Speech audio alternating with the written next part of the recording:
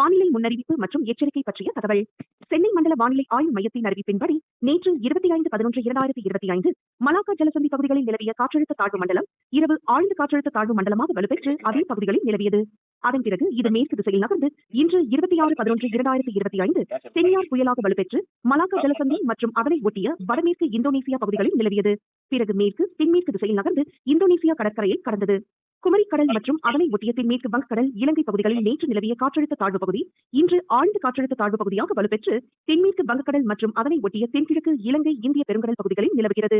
இது அடுத்த 24 மணி நேரத்தில் வடக்கு வடமேற்கு திசையில் நகர்ந்து காற்றழுத்த தாழ்வு மண்டலமாக வலுப்பெறக்கூடும்.